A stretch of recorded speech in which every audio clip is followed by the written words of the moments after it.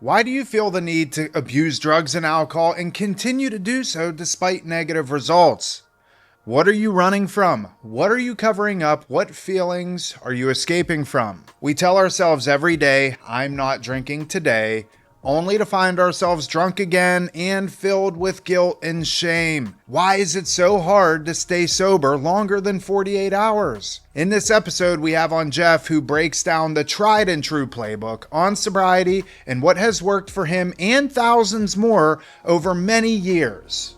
It's a simple process if you can follow some basic instructions. I know you're going to love it. Enjoy the show. Here we are, Real Recovery Talk. I'm your host, Tom Conrad. In today's episode, we've got Benjamin B. What's happening, everyone? And we have a gentleman by the name of Jeff. Jeff, how are you, sir? I'm good, man. Thanks. I'm excited to be here. Never seen this whole setup, man, but I'm stoked to be here, you know. Awesome. First things first, thank you for tuning in on the podcast app, whichever one that you choose to use, and thank you for watching on YouTube. In the end, if you have any comments, questions, or concerns, you could always reach us, info@realrecoverytalk.com. Again, that's info@realrecoverytalk.com, and ultimately we want to help you turn your mess into your message, right, peeps? Yes, sir. I need to start saying, or click the link in the description. I don't know why it's always taken me. I've never said that, but all of this stuff is on YouTube. And so if you want to reach us, just click the link in the description, I guess is the best way to get people to click the bell. That's what they all say, right? Oh, click the bell. Yeah, that's the notifications. Yeah. Like If you want to get notified every time a new episode drops, go ahead and hit that notification bell and it's going to go bing. Anyways, I don't have that for any YouTube channel that I follow, so I would not expect you to do it for ours. But if you want to, much obliged. How are you, Jeff? I'm good, man. I can't complain. I woke up on the right side of the dirt today. There you go. Pull that mic a little closer to you. A little closer. There you go. Got it. Ben, go ahead and kick us off here. Where do I start? I love this dude. I'll start there. Check this out.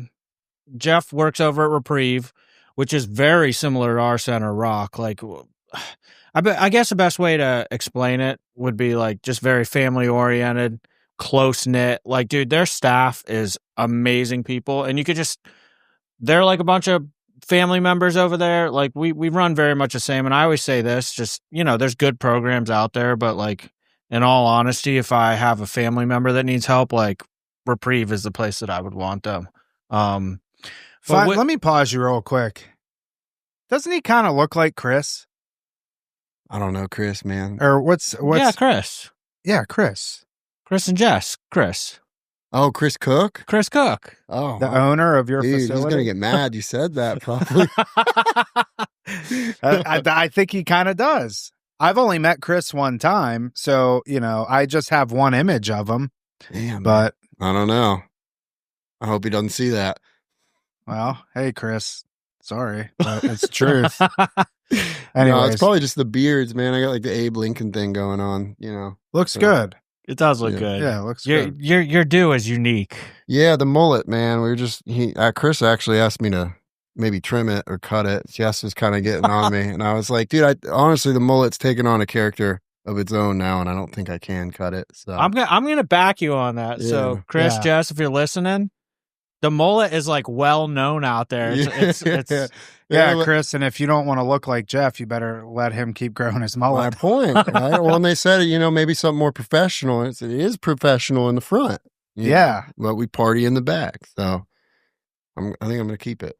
I think you should. I think it's part of who you are. Yeah. Go ahead, Ben. So let me say this. How long you been in the field? Like 3 years. 3 years? Yeah. And the first time we probably crossed paths was not that long ago, maybe like a year ago. No, because I got with Reprieve I just had my 2-year anniversary with Reprieve. Before that, I was at an adolescent facility, but started just like getting to know more people from other facilities more recently.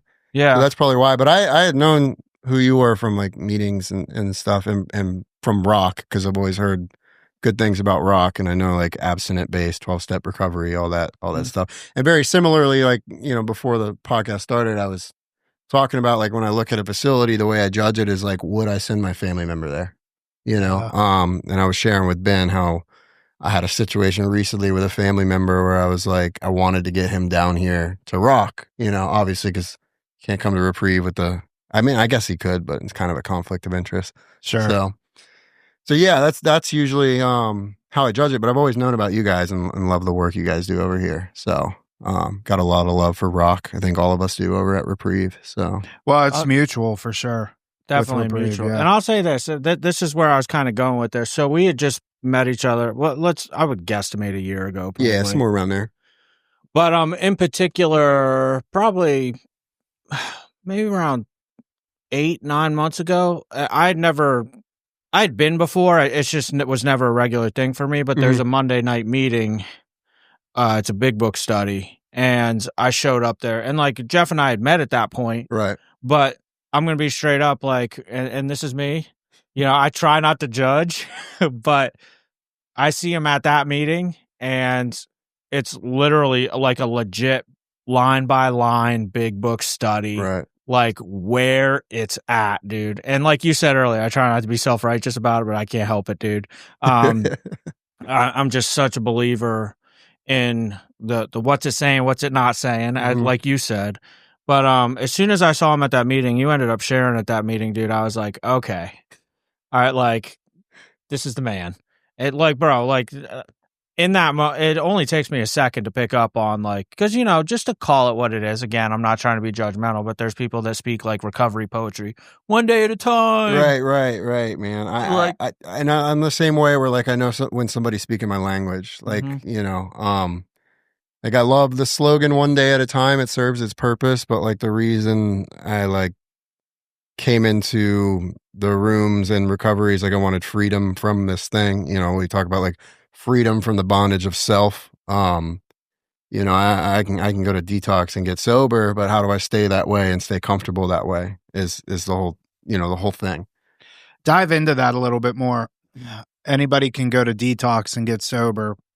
Like what do you, let's dive into that a little bit. Well, so, I mean, when I say sober, I mean like removed from drugs, right? Like, you ran down here, like I love pain pills, right? And so in my belief, it was, if I could get through the initial withdrawal period, then I'd be fine, right? And what I find on the other side of that withdrawal period is I'm not okay.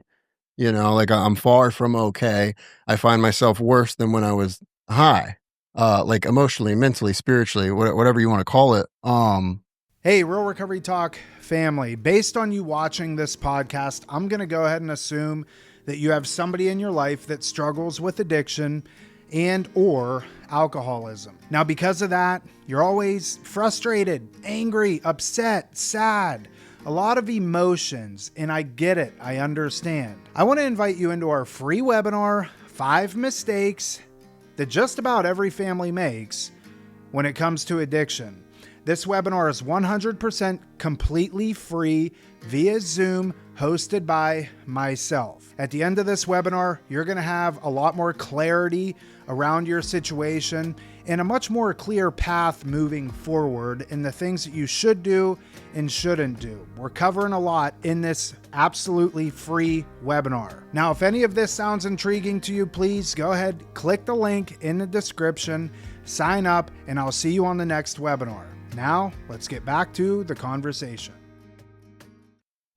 But so it's about like, how can I get to a place where I'm comfortable sober, right? Or I'm comfortable with the uncomfortable, so to speak, right? And that's the crux of this whole thing is you can detox, you can get removed from alcohol, but how do I stay sober, and more importantly, like stay happy while sober? Not to say that like I'm happy 24/7, but like a good percentage of the time I am. Did you ever do just detox? No. My treatment history is like a little, I guess you could say, unorthodox. I wasn't like a shuffler. I never really wound up in treatment. I had like a stint when I was 19 where I was court ordered to like an outpatient kind of thing. I got in trouble, like, 2 DUIs. One of them was on a boat, and they put me in, it's like a level 2 DUI probation thing. So I had to do it was like 13 or 15 weeks of kind of like an OP group, like once a week, you just go in there and sit in a circle. And that was the first time I was introduced to treatment. I was 19, but I didn't go back till I was 26. And when I got back at 26, I was Marchman acted and mandated for the full continuum of care.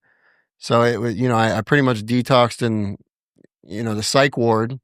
And then I got to the detox facility and they put me in res like right away, but I was sick for a month,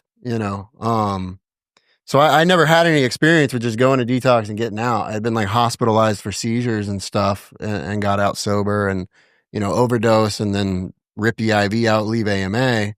But I've sweated out on the couch multiple times. And then, a few days later, I'm so uncomfortable that it just makes sense to do one, Well, I think that's, you may have not gone into a actual physical detox facility, and the reason I bring that up, and I think it's important to dive into that, is because a lot of people have this misconception that they can just go into detox, do 7 to 10 days, and leave. Right. And everything's going to be okay. Let me just get the crap out of my system. And then that's the furthest thing from the truth. Right. Right. And you're just ultimately kicking the can down the road because, and tell me your thoughts on this, addiction and alcoholism has really very little to do with drugs and alcohol. Right. Well, I mean, there's different parts of it, right? Yeah. I think like the core issue is a lot deeper than the substances on top, for sure, right? Like, why is it I'm so uncomfortable in my own skin that I feel the need to abuse these things, for sure. And then, like, secondly, when I abuse them, like, I am unable to moderate the amount I do, right? And if I can't moderate the amount of poison I'm ingesting, then I'm probably going to die. I always break it down in layman's terms to people where it's, if this go to detox and everything's okay, we're real, right? I like to think about it like, okay, well, if making a resolution to stop was all you needed to do, let's take a look at your history of resolutions, right? And I'll ask clients this. I'm like, you ever made a New Year's resolution to lose weight and go to the gym? And they're like, yeah, of course. And I'm like, how long did that last? And they're like, 2 weeks. So it's like this idea that I can just, with anything, not even with drugs, this idea that I can just like pull up my bootstraps and be okay for the rest of my life is just not feasible for somebody like me, Well, it's interesting too. Like, I think it's so important for people to understand like the purpose of detox and residential. For instance, I literally just left a local detox residential program and talked to a guy. It's his first time in treatment, and he's actually considering coming over to you guys. And he's asked me like, "Oh, what's the benefit of going over there and continuing to do this thing?" Right. But he brought up to me, we were just small talking. He's like, my therapist over here isn't very good, and I'm like, well, hold on a second. They're probably actually a really good therapist. However, a therapist in a detox residential setting, their purpose is not to give you therapy. It's just to calm you down enough to make sure that you don't run when you're going through withdrawal. Right. Like, you are not doing therapy right now. 100%. And it's so important for people to understand that. Like, you don't start addressing that stuff until further down the road in the treatment process. And people are under the impression, well, I saw a therapist in detox. I'm like, yeah, dude, you mean to tell me you believe a therapist can help you in 3 sessions over the course of a month? Like, and that was kind of, my idea of it, right? Like, I grew up down here with the pain pill thing and detoxes and all that was going on. I didn't really get involved until later on, but like my mother's been to these facilities as well. And the first time I went to one, in my head, it was like, in my head, it's like, if I do enough therapy, right? Meaning like if I sit in a therapist's office enough, right? And then like do enough treatment, like enough time, and then maybe sprinkle in recovery meetings, like things will get better. And it's just, it's about like recreating everything, and not necessarily like the external circumstances, but like the way I view them. And that takes like a lot more work than I ever anticipated. And it's a lifelong process for sure. Bro, I love what you just said. You're not necessarily changing external circumstances, but the way that you view them. Yeah, man. It's a perception change. It's a whole outlook on life, right? Like you and I still live where I got high for, over a decade, my IOP building was 2 blocks from my drug dealer's house, so like I worked the same job that I smoked fentanyl at, and like my external circumstances for the most part were the same other than my residence. But I did the work, and the way I viewed my situation started to change. And now ultimately, like, my external circumstances through growth and like, God doing his thing did change. But like, I couldn't stay sober for more than 48 hours. It like, I could not do it. In the way I viewed being sober changed. The way I viewed this job as not like a task but an opportunity. The way I viewed meetings wasn't a task but an opportunity. The way I viewed treatment began to change, and that came through, like, work and the therapy and all of that stuff. But it didn't happen in 30 days. It didn't happen like that for me, and I don't know anybody really who it does happen that way. So Yeah. I say all the time, a lot of times we're looking for external solutions for an internal problem. right. What I say to what I always say to our clients is look, I can move the bar. I can keep moving the bar. I think the girl's gonna fix me, and I get the girl. Now I want another girl, right? When I got sober, I made like $15 an hour. In my mind, it was like, if I made $20 an hour, I'll be okay. And then I make $20 an hour. If I made $25 an hour, I'll be okay, right? I have this truck. If I just had that one, then I would be okay. So I can move the bar for what's going to make me okay infinitely. All right. Infinitely, I can continue to move that bar with external stuff, because what I'm dealing with is an infinite void inside of me. Right. And so how do we solve a problem that's an infinite void? Is an infinite power. And like, that just logically made sense to me. It was like, no matter, I always describe the spiritual side of this stuff as like, no matter how good my current circumstances are, it's not good enough. And that's my issue. Well, if you think about it logically too, I talk about this all the time, where like you put down the drink and the drug, and I don't think life gets easier. In fact, I would argue it gets harder. We're just better at handling it. Because if you think about it from like a logical perspective, like you use the example of, if I'm making $15 an hour, if I just make 20, it'll be better. Well, here's the thing, like, you start getting the gifts of recovery, like start having a family, start having kids, a mortgage, whatever the case is.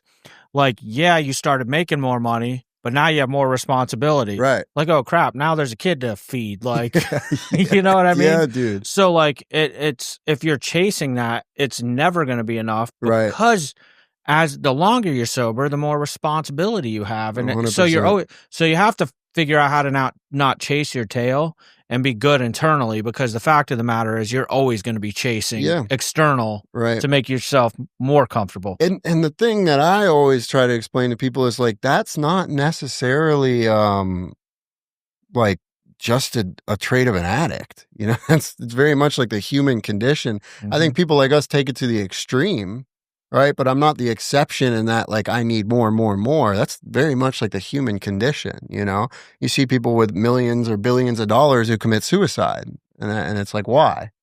Because it's like, for me to be okay, I think the next thing is going to solve my problem, right? But the reality is, I'm not okay with me right here, right now.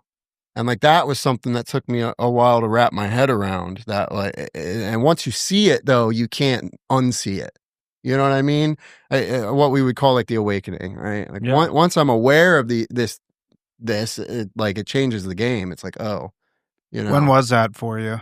When it happened? Yeah. I mean, I think I couldn't tell you when. It just, it came in sections. I remember I was still getting high when the first part of it happened, and that was the realization that, because I was so big on, the thought was always like, I'm going to do a few more today, and then tomorrow's going to be the day. Tomorrow I'm going to not use, and one day it just clicked. Right. And like, dude, my life wasn't that bad at the time externally. I was like going on my lunch break at work. I was strung out on pressed fentanyl pills, but I was leaving work on a lunch break, and the thought occurred that, like, hey, you're going to do it again tomorrow, idiot. And like, that thought had never occurred to me, that like I was incapable of just not doing it tomorrow, and I could see for the first time, like, the whole truth. And the whole truth was that, like, this was going to continue until I died.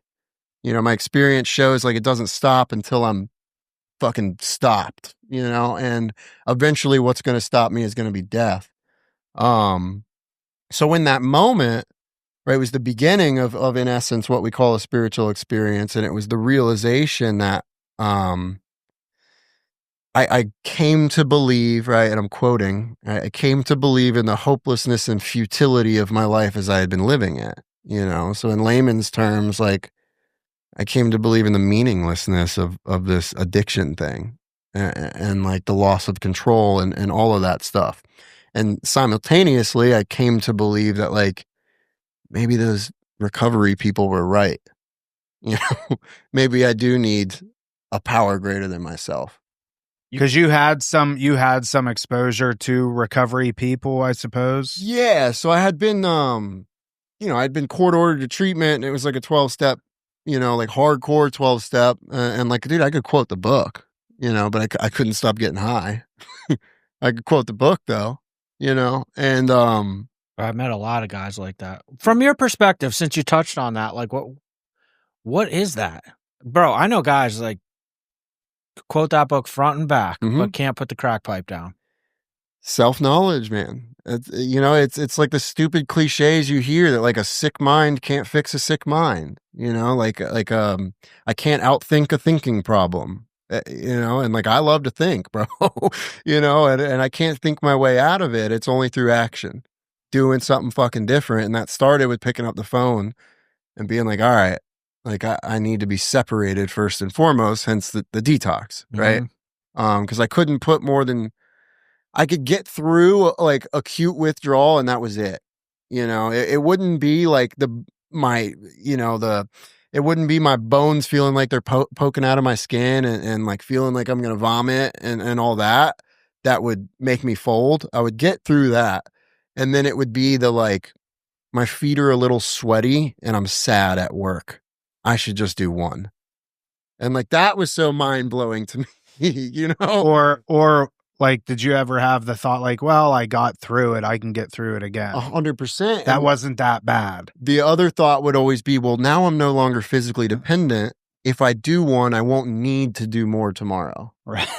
And I would run with that. The reality is I never just do one. Yeah. And I'm going to wind up physically dependent again 3 weeks from now at some bottom, and like that was a recurring cycle where it was just. Have you ever overdosed? Yeah, a couple times. And I don't ask this question a lot, but I find it very intriguing. I'm alcohol. Mm-hmm. Can you overdose on alcohol? Sure. I mean, I don't know. I threw up quite a bit, blacked out. Alcohol poisoning. Yeah. But fentanyl, and it boggles my mind. And, I've been in this space for the better part of 14 years at this point. Mm-hmm. Hearing somebody overdoses, ends up in the emergency room, gets Narcan 3 times, vitals are good, and they're back in the hospital 12 hours later. Yeah. So you overdosed a couple of times. Like, walk us through that. Was there like I'm done now? I didn't kill myself. I'm done. Or did that never even cross your mind? I mean, that resolution occurred. There were other times where I was only hospitalized for overdose once, right? There were times where I fell out and woke up 4 hours later and was like, I'll rip another one right now. The one that like freaked me out, I was actually up in Tallahassee. I went up there for school, go Knowles. Sucks to be you, whatever. And so I was up there, man, and my pain pills and kind of junkie mentality was kind of a secret because I was like running with some frat kids and I was drinking and doing a lot of powder, and so I had secretly started doing pain pills again behind all these kids' back, because to them that was, we don't do that kind of stuff. It's just alcohol and powder. But so this is 2018 maybe, and like most of the 30s on the street now are pressed, and I got one, did it, died. So like I lived with like 5 other bros, and they all come home and I'm like purple on the floor, so they call the ambulance and or 911, whatever. Like a bunch of cops, paramedics show up. They Narcan me like 3 or 4 times, and I come back. And at first, the crazy thing is the thought wasn't like, oh shit, I almost just died, I should stop doing this. The thought was like, oh, all my friends know I'm a junkie. Yeah. Which like feeds into the kind of addict mindset that like everything's rooted in fear for me, And so I go to the hospital though, and still like the biggest thing on my mind was like they're gonna run my insurance and my parents are gonna get like, the EOBs in the mail and find out that I was hospitalized for an overdose. So now that's my fear. More people are gonna find out. Yep. And so I passed out at the hospital. I woke up at 3 a.m. and ripped the IVs out and left and got high like 18 hours later. I went home and promised myself I'd never do it again. And then, shortly that thought became, well, it was because you did a fake one.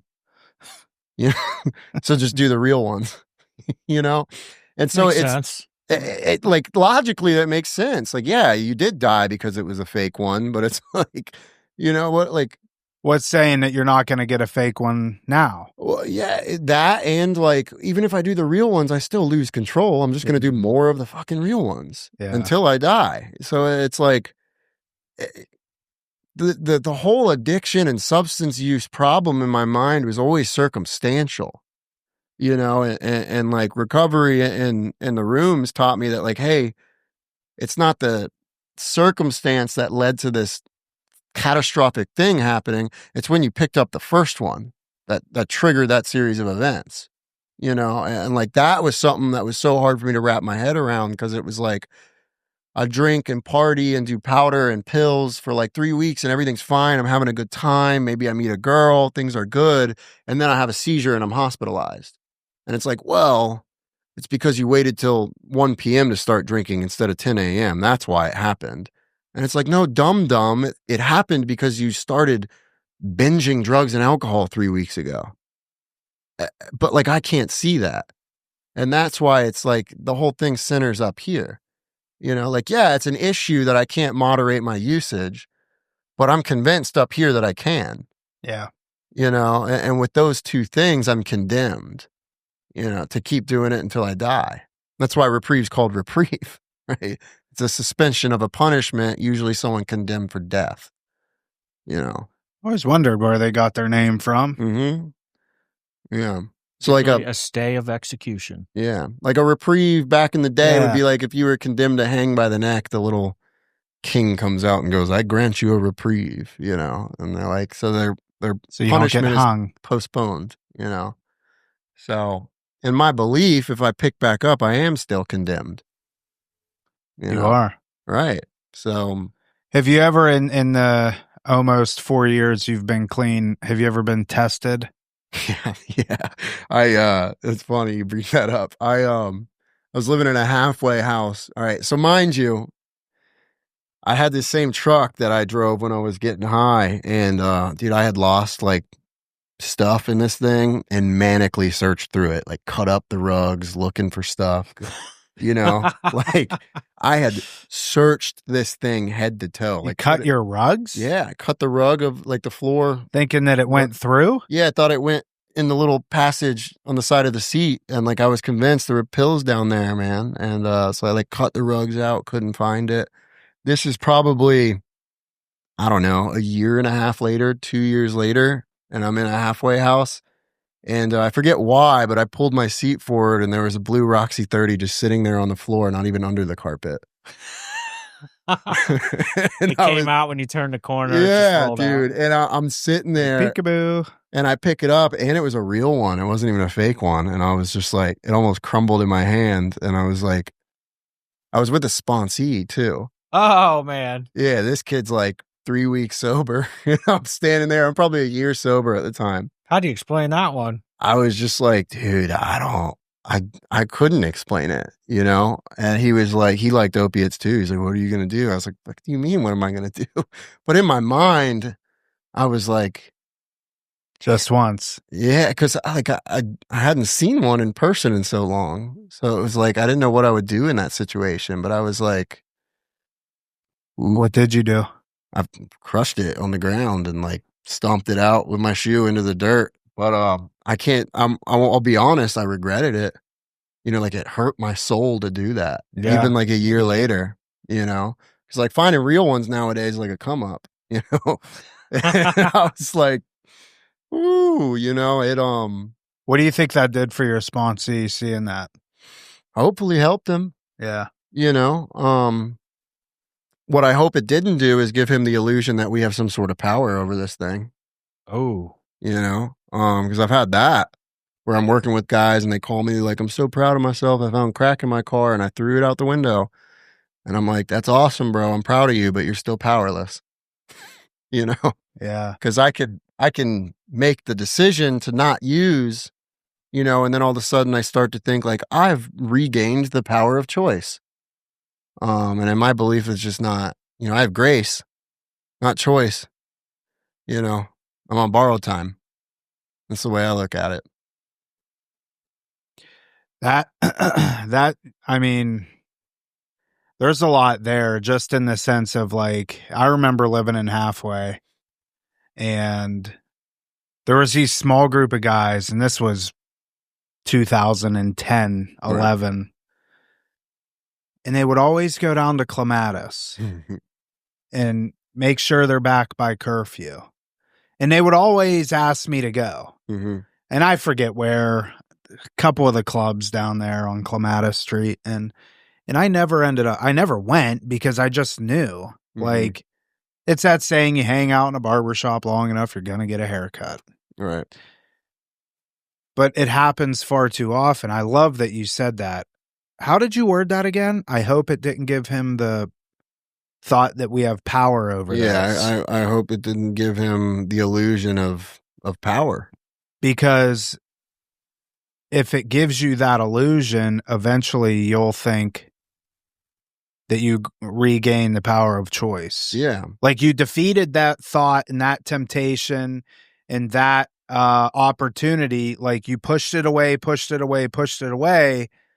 Eventually I could see that playing in your mind that like, oh, I pushed it away all this time. Was I making too big a deal out of this thing? Maybe I don't need recovery, I always try to warn people of that. It's like, clients, they'll be like, well, I could drink if I wanted to.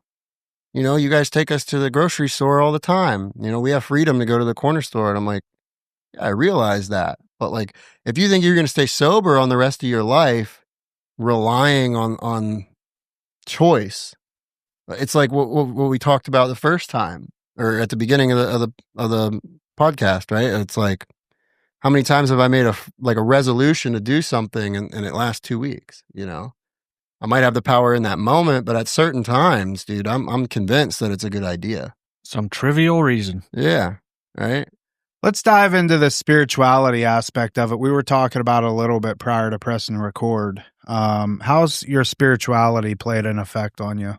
Oh, dude, it's grown so much. So I was, I as a kid, I was taken to church like sometimes, but my parents aren't believers or anything. And I don't want to give the illusion that like I'm talking strictly about religion, but it's just like my background was nobody instilled faith in me like ever. So I think that's one of the most dangerous things you can teach a kid is that like all of this means nothing, So what it started with just faith that like 12 steps and recovery works. So I dove into that and really my spiritual, like I tried my hardest to just like meditate and pray to something I may or may not have believed in at the time. I would put like Tibetan sound bowl music in my earphones, like just corny stuff to like try to get it going. But like what it's evolved into, I think back then, it was a belief that like everything's like an algorithm and like everything happens for a reason and like chaos theory and like so overly intellectually complicated trying to understand. And like especially over the past year, how it's gone like more into the certainty through like facts and results. Not like tangible facts, but the certainty that like something created me and like loves me unconditionally, and so like when I'm talking to God, like that's what I'm talking to now. Very much God, not like the higher power concept. It started with that for sure. And I'll never push God or religion or biblical references on anybody. I'm very careful about that because I wasn't going to hear it, we talked a little bit about that too, how it does get pushed on people. I talked about you with politics with that. I won't even politically out myself because I don't want someone to be prejudiced asking me for help. Yeah. And I'm the same way in a recovery meeting.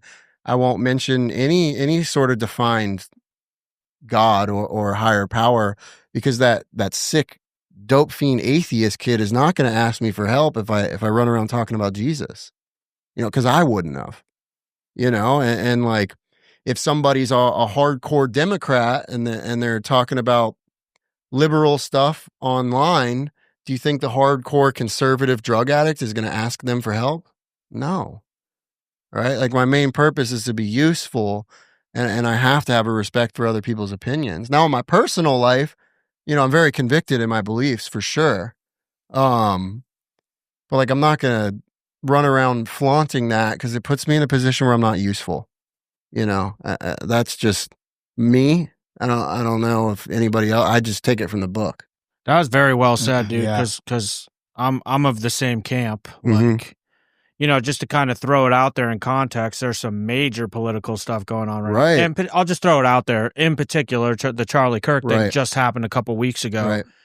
And bro, I've seen within the recovery community, for instance, like I follow some recovery Facebook pages and stuff. Some are 12-step related, whatever the case. And you look at the comment section, dude, Yeah.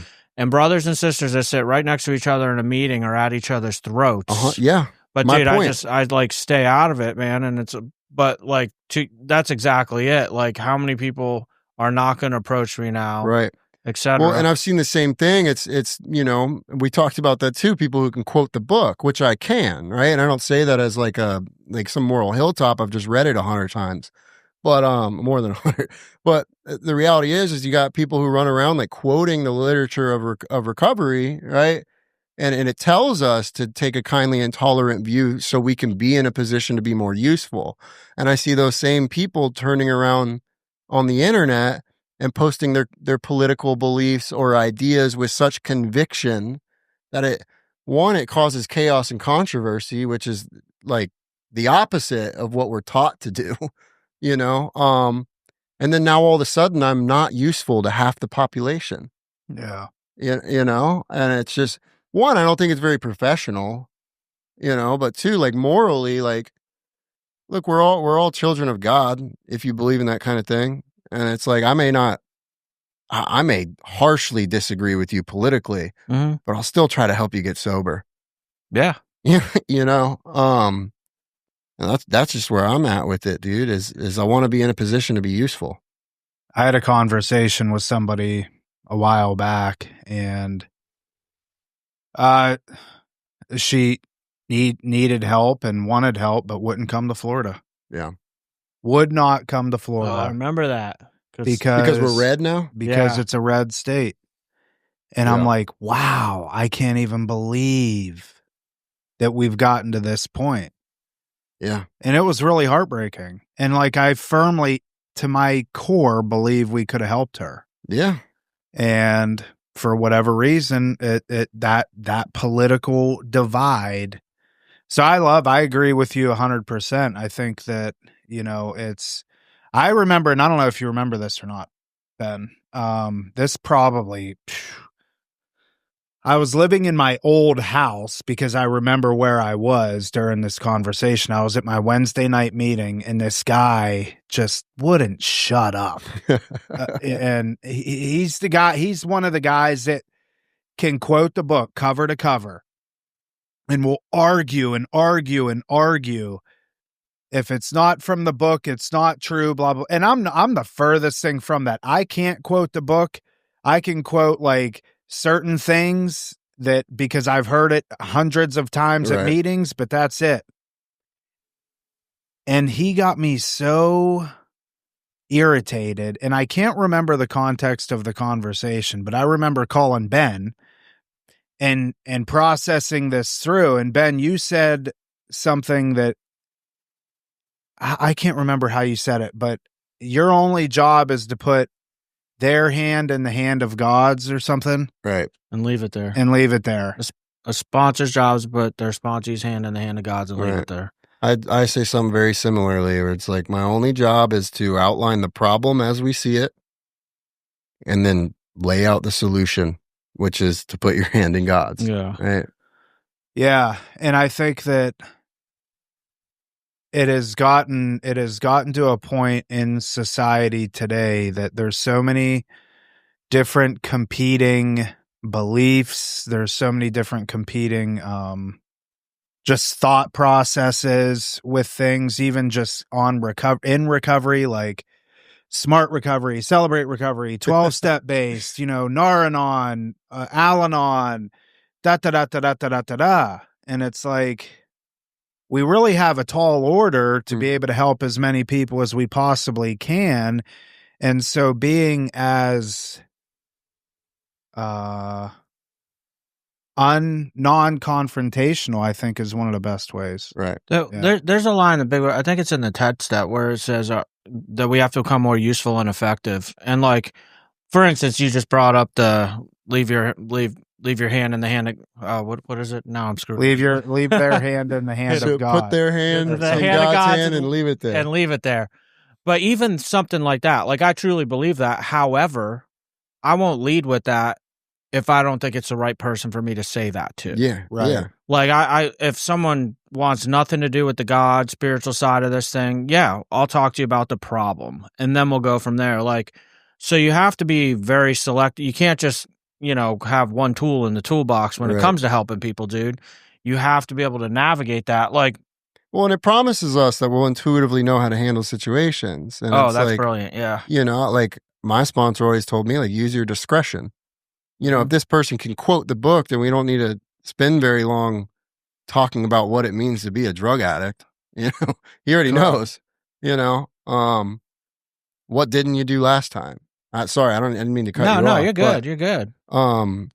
Yeah, man, it's like use your own discretion. I don't think it's a one size, like the instructions are one size fit all, but like how I outline them is going to vary from person to person for sure.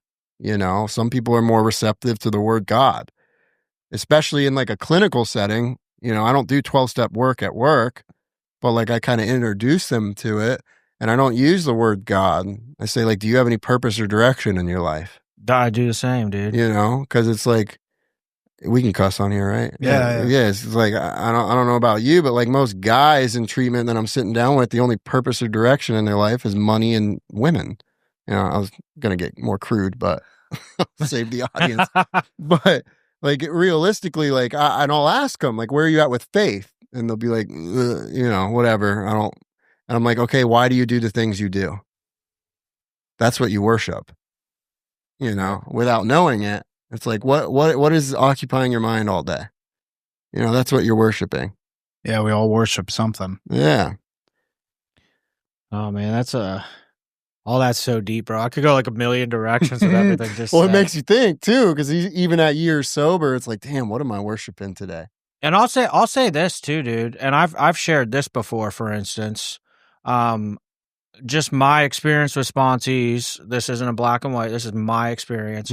I've had an easier time, in my opinion, helping guys get sober that came in with no conception of God versus guys that like have absolute conviction about their God, whether it's through religion or whatever the case may be. Like, because what they lack is the open-mindedness to like explore what part of this didn't work, or so it's I've had a lot of struggles. Yeah. With well, and I haven't really, most of the guys I work with, there's very little that are still doing this thing, unfortunately. What do you mean by? Like there's probably like guys that have taken through the work that have continued to do it. It's a very small amount that are like still helping other people and doing the whole recovery thing. So I have less experience with like the more convicted guys and more experience with the guys that are just kind of like, I don't know, but I have heard from other people that it's a lot more difficult because like somebody with that much conviction, it's going to be really hard for them to lay aside prejudice. Mm-hmm. Right. You know, because you think you know God already. What more can you teach me? And the literature tells us, teaches us about that too, like how to handle those kind of situations. It's like, well, if your convictions are so good, why haven't they worked? Yep. You know, like if a church was going to save you, and I'm not bashing church. I just started going back to church. You did? Yeah, for the first time on Sunday, actually. Bro, I just went for a second time on Sunday. Well, I guess the third, because I went twice in 1 week. Yeah. But Twice bro, in 1 week. as you were sharing, a lot of your background with God stuff is very similar. Like I went to church a couple times as a kid. Yeah, like for holidays, you know. But like CEOs, Christmas and Easter only. Oh, I didn't know that. That's Yeah, good. that's Yeah, good. that was me, dude. Yeah. That's good. I usually skipped Christmas though. But Well, you- and you Easter, did. I guess too. Yeah. So when did you go? I guess I didn't. It's the thought that Yeah. counts, Yeah. you know. Thought about going a couple of times. But dude, it's funny. Like I don't want to get too crazy on this, but like, you know, I'm coming up on 15 years and like just now starting to go to church. And I never thought in my first 14 years of recovery that was something that would, because just to call it what it is, I came in, I don't know, not wanting to believe in God or not having faith in God. If there was a God, he hadn't done anything for me. But like over the course of my first 14 years of sobriety, I'm like the 12 steps got me this far. My understanding of a power greater than myself Right. has not let me down to this point. But now all of a sudden I'm like, something changed in me and I'm going to church Yeah. all of a sudden. Same, man. And it's I think for me, it like you said, when I came in, it was, you know, I was never raised with any like conviction or faith or really understanding and any purpose, I guess, you know. So for me, it was kind of like, if I'm going to believe in God, it's got to be more complex than Jesus Christ. You know, it was like this thought that like, I'm not naive enough to believe the way you believe. Like, Yeah. you're just brainwashed, like that kind of thing. And it's only through the growth in this program where I see that, like, I mean, you could argue it's any major religion, but like there's biblical principles written all over what we do in recovery. So like, am I a full unbeliever? I wouldn't say so yet. I don't know, but like I'm laying aside prejudice, which has gotten me this far, you know? So like, what's it going to hurt? Maybe I gained like a cool fellowship. But I will say, when I went in there and they started the worship music, there was like an overwhelming emotional feeling of relief that I had laid aside that prejudice. Like, oh shit, I'm here. Oh, really? See? Yeah. And this is where experiences differ, bro. Like, you know, the worship music's like the first 30 minutes. I'm like, next time I'm just going to show up 30 minutes late. Bro. I liked it. Dude. Where did you go? Journey Church. I just went to Journey. It's sick. in Boynton. Dude. Yeah, is it Boynton? It's like Lantana. There's a Boynton? bunch of them. Yeah, I don't know. It was sick though, dude. It was popping in there. I didn't know church was like that. You know, my church as a kid, like, was wooden seats and it smelled like old people. Like, I don't know. That place was crazy though. Well, let me share this since we're talking about, because I think it's important to talk about like experiences. So there was a men's event, and Tom actually bought me a ticket. If I haven't thanked you for that, The retreat? it was called Diesel Oh no, at Christ Christ Fellowship. Fellowship. So Tom actually invited me to it, dude, and it was awesome. Like, yeah, just to call it there was like axe throwing outside. They had man stuff. simunitions and stuff. Like, I mean, there's a group called Fireside. A good friend of ours, Zach, like he partakes in part. It's like actual like tactical training out in Okeechobee that's Yeah. like related through the church and stuff. So it's like, Well, and they do like it's a men's group. that likes to blow stuff up. That's how Yeah, it's and they do like Bible studies and stuff like that. Guns and Jesus. I like Exactly. that. Yeah. But so that was cool, man. But then I and nothing against, but then I went to a service on Sunday. And I was like, it wasn't for me. But then I was like, the following week, I'm like, well, I'll try something else. Kind of like looking for a home group. Right. And the funny thing is, dude, I went to Journey Church and they literally did the same Bible verse. But what I heard the previous Sunday, the way it was expressed, I was Yeah. like, I don't really like this. But then I went to a different one, heard it from a different pastor. It was literally covered the same verse. And I heard a totally different message. Yeah. You know what I mean? So it goes back to having the open-mindedness and willingness to like seek, Right. Exactly. if you will. Exactly. And if you seek, you'll find, you know, and I'm not going to sit here and like claim that I'm like a convicted Christian, you know, cause I'm not, and I don't want to like, again, put into like the public eye, like, hey, I'm Christian. If you're not Christian, you can't recover, cause it's not true. But, the way I look at it is like, I'm just looking for a new experience, dude. And Yeah. like, you know, I've been seeking, and the more I do that, the better things get. So I'm going to keep doing it, you know? You should send him Sal's series. that Yeah, he's dude. doing. There's been a lot going on in my life, which I think is just too much to dive into right now for the sake of like length of time on this episode. But like, just a lot of stuff has really been pushing me extremely hard. Yeah. Like, Well, there's been a lot of growth. And the thing is, and this is what's cool about, and let's start landing the plane here. I haven't said that in a while. no, yeah. But I like that. Landing the plane. All right. if we look at you two, Ben coming up on 15 years sober, Jeff coming up on 4 years of 4 years of sobriety, you have so much recovery wisdom in a very short period of time. Mm-hmm. You are in a place right now at almost 4 years of sobriety that Ben is getting to right now. And that's not a No. slight at you, and that's not like putting you up on any sort of pedestal. But it's cool to see that like you have things to offer Ben. Ben has things to offer you. Right. I have things to offer both of you. You guys both have things to offer me. And in this recovery world that we live in, again, how much of our conversation, the last hour that we've been speaking, was primarily about drugs and alcohol? I was just thinking about that too. I was like, It's hardly any of it. right. Yeah. It's community. It's surrounding yourself with good people. Being open to different ideas and to different concepts and to different ways of thought. And so I don't know. I just felt it necessary to say that like you, Jeff, and this is the first time meeting, Mhm. and I'll be honest with you. You have I'm sure you have already, but to move forward, like you're going to impact a lot of people's lives in a very positive way. And it's cool to see. Dude, you have good energy. Like, Oh, I appreciate that. And for what it's worth, man, like, because we see it, dude. There's certain people in recovery. Like anybody can get there. Don't get me wrong. Yeah. But some people just have this natural thing within them that like you're a leader. For instance, to kind of throw it out there, like we had a Reprieve versus Rock kickball game. We're not going to discuss the results. Yeah. Wait, were you the one that busted your Achilles? No, that was one of our other guys. Not me, man. I'm a genetic anomaly. I'm not going to get hurt. Okay. But Yeah, well, you're also only 31. How old was that person? 32. Oh, how old was the person that busted his Achilles? 28, probably. Oh, wow. Okay. Yeah. All right.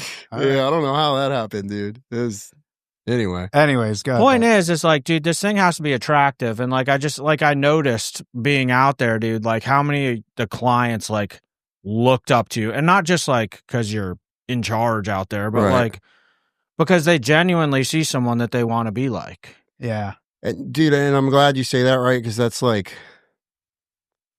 and it's not from a place of like, oh, people want to be like me. Like that's not it at all. But like my whole shtick, if you will, is like, it does need to look attractive, dude. Because like I washed up in the rooms and in treatment at 26, and like the idea of being sober, like that would ruin my life.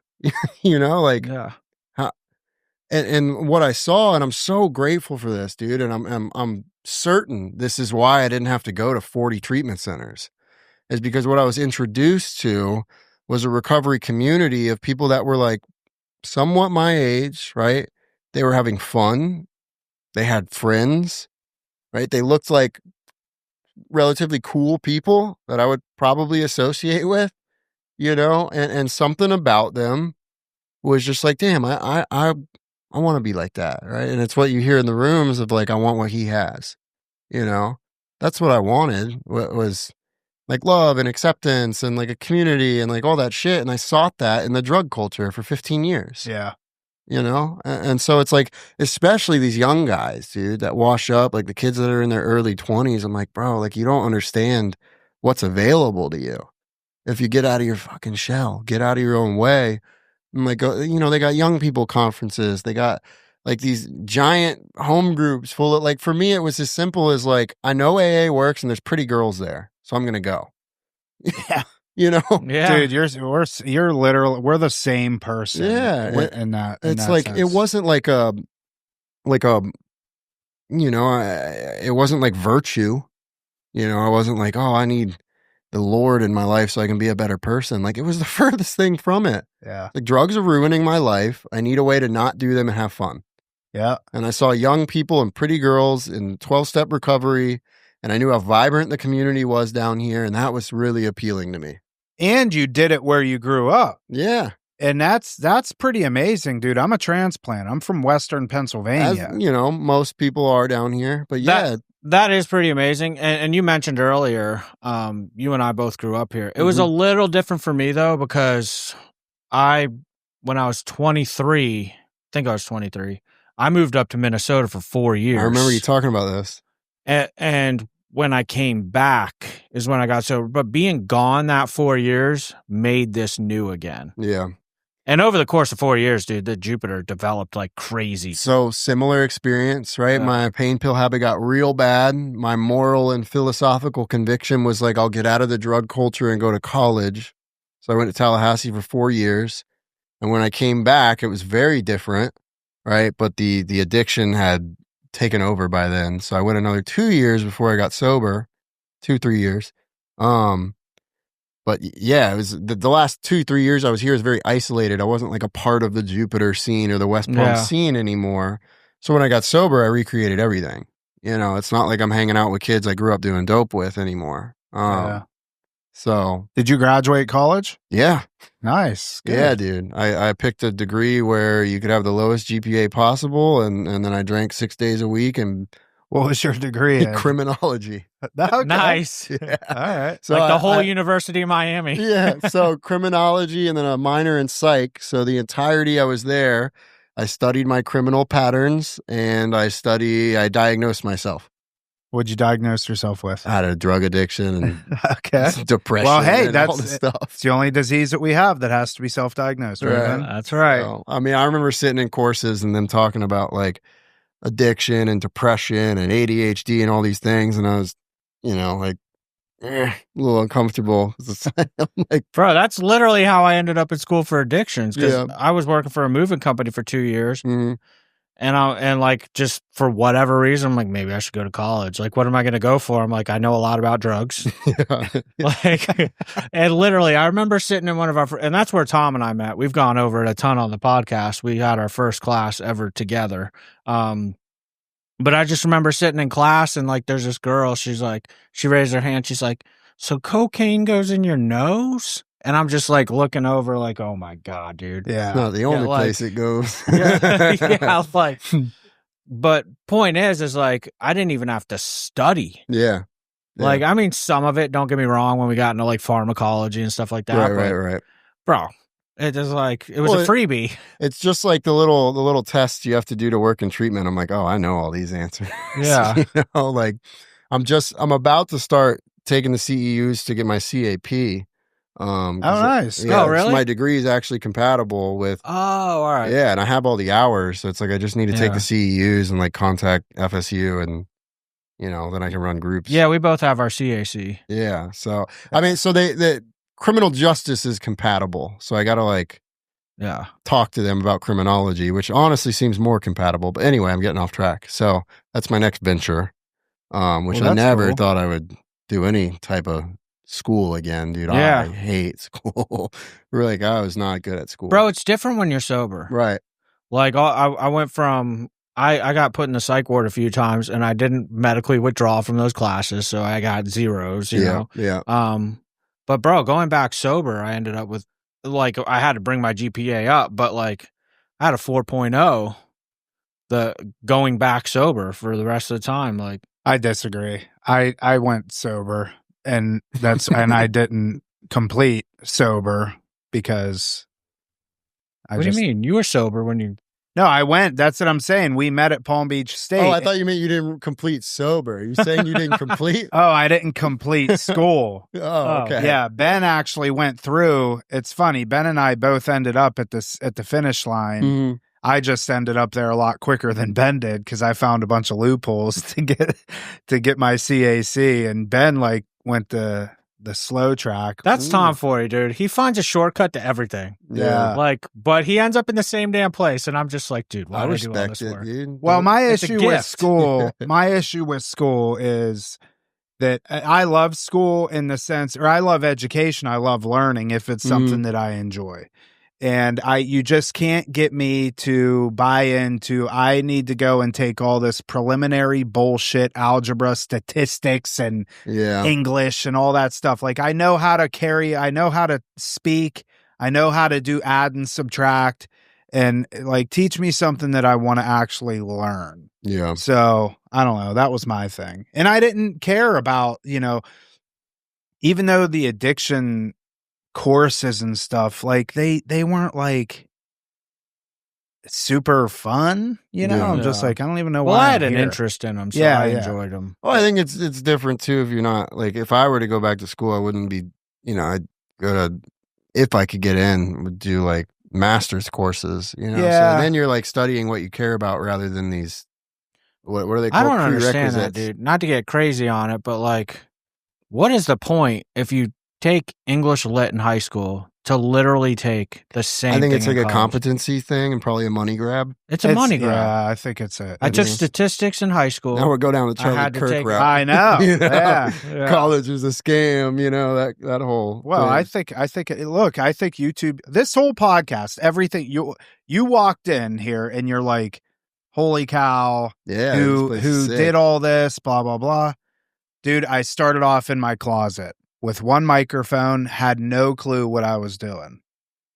YouTube University. I think you can get some of the best education off. Well, now you got AI and ChatGPT and all that. Dude. Too. I mean, there was something this morning that I couldn't figure out using this software program called ManyChat, and I couldn't figure it out. Yeah. And so what I started doing was just screenshotting on my computer every area that I would have a hang up in. So I would screenshot it, upload it into ChatGPT, and then it would say, oh, yeah, you have to do this. And then I would get to another place that I couldn't figure it out, screenshot that, put it in ChatGPT. Oh, you got to do this.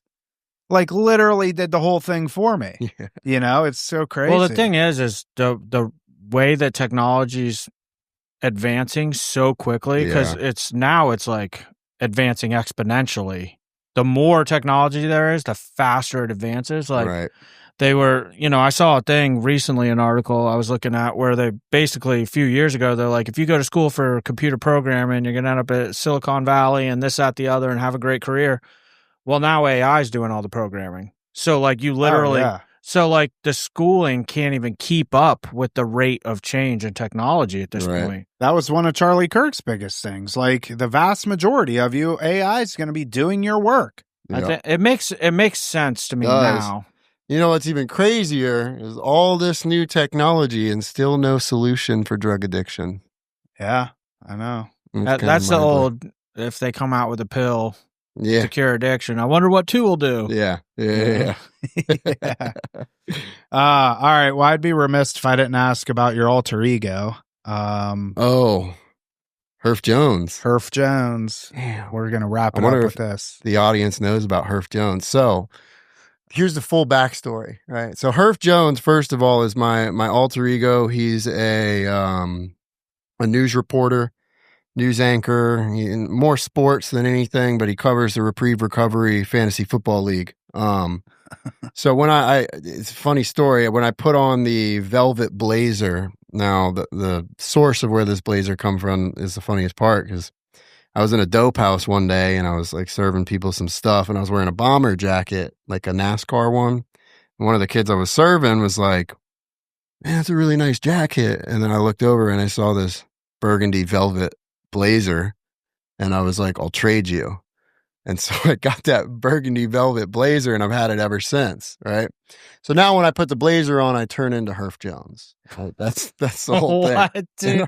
Herf Jones is the news reporter. So Herf Jones is my Instagram handle. That's where the name come from, but there's a lore to that as well. Put the link, Tom. I am. Pull it up, Jamie. Whatever Joe Rogan says. Yeah. So Herf Jones started. So in high school, my name's Jeff, right? And people used to call me Hefe. And we used to kind of like, we'd be like, you want to smirk a burl instead of smoke a bowl? We would talk like that. Like people would say Herf instead of Hef. And so my name became Herf. And then I want to say like junior or senior year, it was time to like get our rings or whatever. I didn't even get one, but get our gowns and stuff. Yeah. And the company doing it was Herf Jones, Herff. And so people started calling me Herf Jones. And then like a few years later, Instagram came out and I was like, what would a good handle be? And I was like, Herf Jones. And so ironically, around that time, I started selling a lot of dope and everybody in the streets was calling me Herf. So the name just kind of carried and now it's like a recovery thing. And I'm Herf Jones reporting live for the Fantasy Football League. And that's where it all started.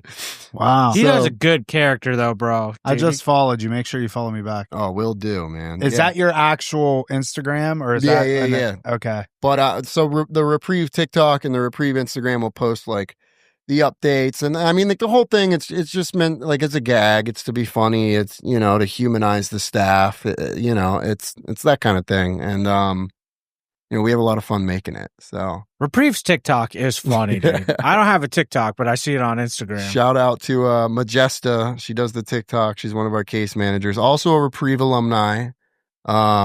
She pretty much does all the TikToks and writes the scripts for the Herf Jones things and all of that. So I don't know if you saw it, but Keith, one of our techs here, took one of y'all's videos and put our faces on it. I saw that of the TikTok from Jersey, dude. Yeah. That was crazy because that was a lot of staff from like other treatment centers. So I saw it and I was like, what the hell, dude? So yeah, that was funny, man. That was funny. Yeah, I'm looking at it right now. Yeah, Herf Jones. There he is. So his new shtick this season is that I have an assistant named Linda and she's always fixing my hair because I have the mullet now. So and Chris wants you to get rid of the mullet. I just saw her. That's Linda. It's actually our clinical director, Lauren.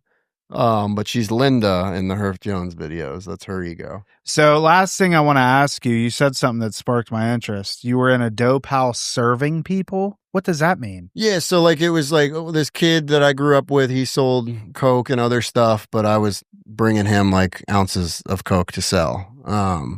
Before I got sober, obviously. Yeah. So like I was over there on business and, kind of like breaking them down or whatever. And I just saw the blazer and, I was high on fentanyl and cocaine and wanted the blazer. So I got the blazer. And I've had it ever since. But yeah, it was just like a house that was rented out that everybody there was selling Coke and other stuff. Yeah. So, it eventually got raided. I think the kid's in prison. Wow. Yeah. So I did get to make amends to him at like 2 years sober before he got locked up though. So that was cool. Oh, wow. Yeah. Cool, man. Well, I appreciate you coming on, dude. I think this is a great conversation. Open invite whenever you want. Reprieve is, what's their website? ReprieveTreatment.com, I think. You should probably know that. Yeah. You probably know that. Let me find out here. That way, I'm pretty certain. I know. Or just reach out to Herf Jones on Instagram. Reprieve Treatment Center. Let's see. Just treatment. I'm pretty sure we changed it. Yeah, ReprieveTreatment.com. We're in West Palm Beach and Ewing, New Jersey. ReprieveTreatment.com. Also, Herf Jones, HERF JONEZ. I had to change it because of there's another Herf Jones on copyright. And there's another Herf Jones. Is there? Yeah. We're going to have to get to the bottom of that. There's only enough room in this town for one of us. Ben, any final thoughts? Nah, man, I appreciate you coming on, dude. That was fun. Thanks for having me out, guys. This whole thing is cool. All right. That is it for this episode of Real Recovery Talk. Thank you for tuning in. In the end, if you have any comments, questions, or concerns, you could always reach us, info@realrecoverytalk.com. Again, that's info@realrecoverytalk.com. And ultimately, we want to help you turn your mess into your message. That is it. We will see y'all later.